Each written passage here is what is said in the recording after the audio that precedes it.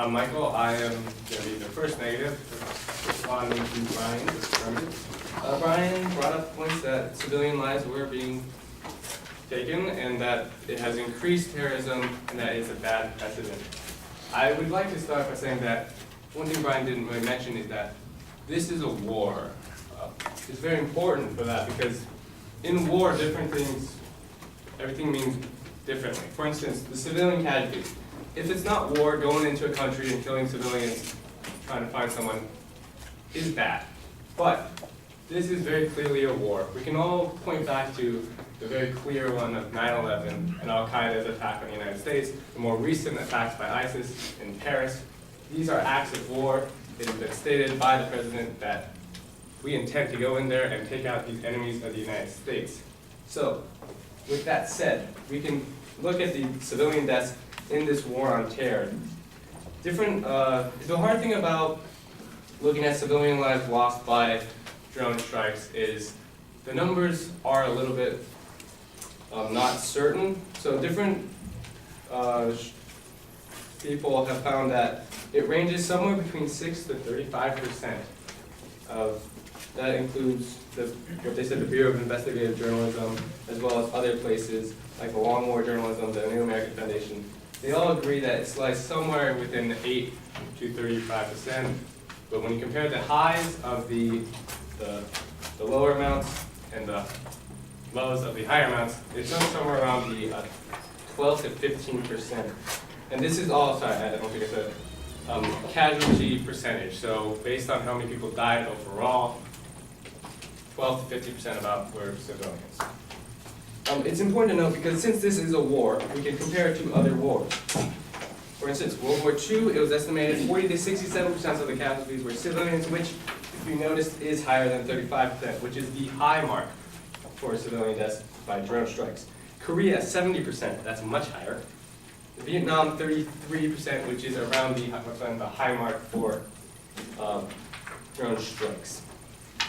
Another thing that's interesting to note is that in Yemen, according to BIG's methodology, the category, basically, when you compare the drone deaths in Yemen, you get around, I think, 15% by drone deaths of casualty deaths. And when you look at non-drone related deaths, it's more 27 to 44%, which is worse, meaning drone strikes are actually killing less people.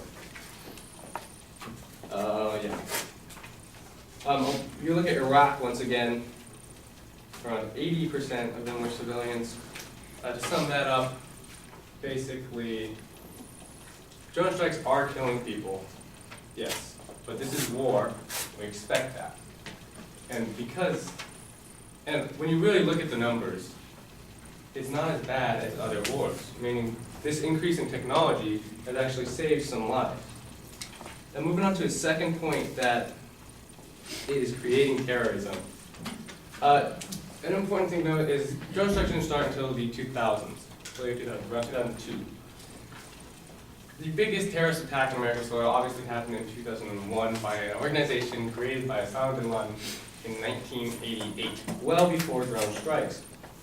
Osama bin Laden is quoted as saying, "Every Muslim, the minute he can start differentiating, carries hate towards Americans, Jews, and Christians. This is part of our ideology.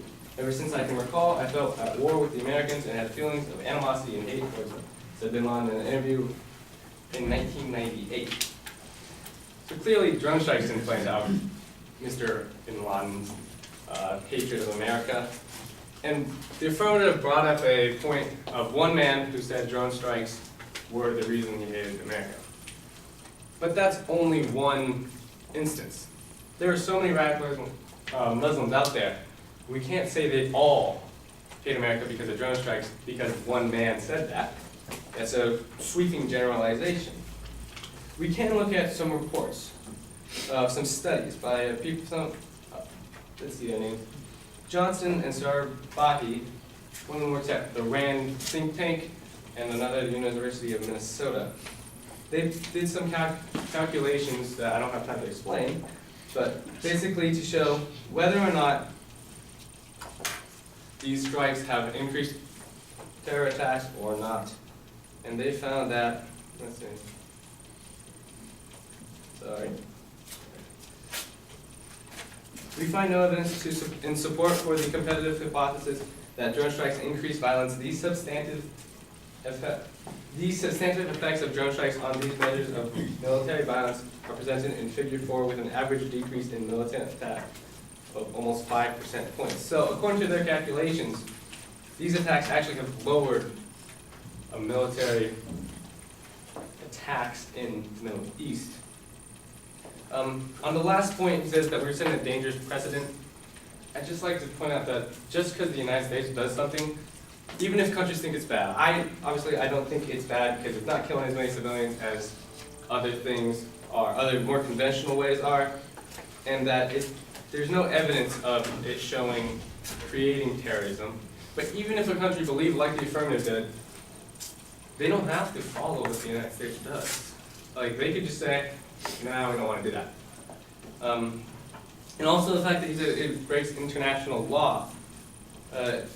It says that international law prohibits two categories of weapons in armed conflict: indiscriminate weapons and weapons that cause unnecessary suffering. And drone strikes do not consider both of these. It's not one of either of these. They do kill people, but it's not unnecessary. As shown before, it is not significantly more than most, and it is not unnecessary because we are killing some people all the time. And yeah, that's it.